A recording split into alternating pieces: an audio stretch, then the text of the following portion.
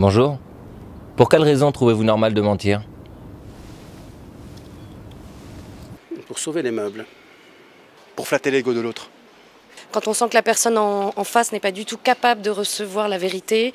Par rapport à ma famille, j'ai pas besoin de mentir, mais pour certains trucs, par exemple pour un boulot, n'importe quoi, on est obligé de mentir parfois.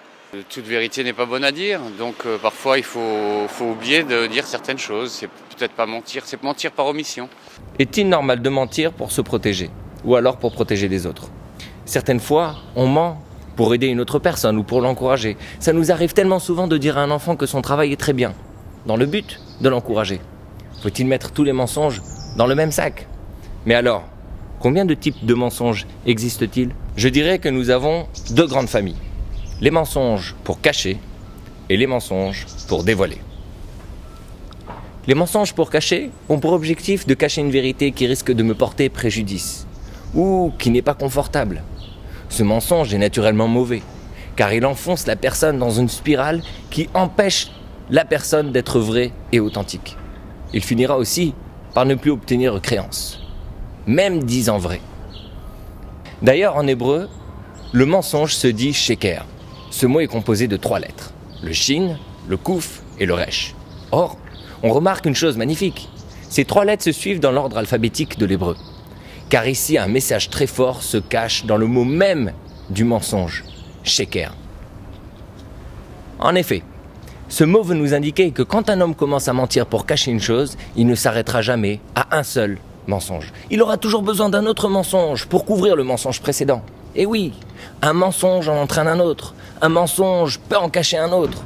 Pour cette raison, ces 3 lettres se suivent dans l'ordre alphabétique et se couvrent l'une à l'autre en se cachant l'une derrière l'autre. Mais un autre type de mensonge existe, celui qui permet de dévoiler ce qui se trouve tout au fond d'une personne. Le Talmud raconte qu'Aaron, le grand prêtre, aimait beaucoup la paix entre les gens. Il avait l'habitude, quand il remarquait 2 personnes fâchées, d'aller chez l'une et de lui raconter la grande tristesse qu'avait son ami du manque de dialogue et d'amitié qu'il ne pouvait partager à présent avec lui. Il allait ensuite chez le deuxième, en lui racontant également que son ami voudrait vraiment faire la paix. De sorte qu'à la fin, les 2 protagonistes étaient d'accord pour faire la paix. Le grand prêtre Aaron a-t-il menti ou pas? Il n'a certainement pas dit la vérité au début. Mais à la fin, ce mensonge est devenu réalité en dévoilant ce qu'il y a au plus profond de l'être. Sa volonté de vivre en paix.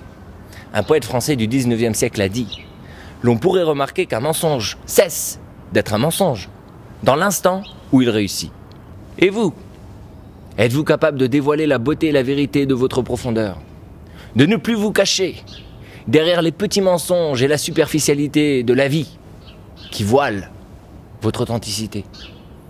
Allez-vous faire mentir cette voix en vous qui vous freine dans votre volonté d'évoluer afin de vous offrir une nouvelle vérité?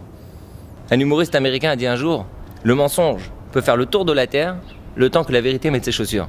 Allez, courez, vite, vers la vérité. À la semaine prochaine. Bye!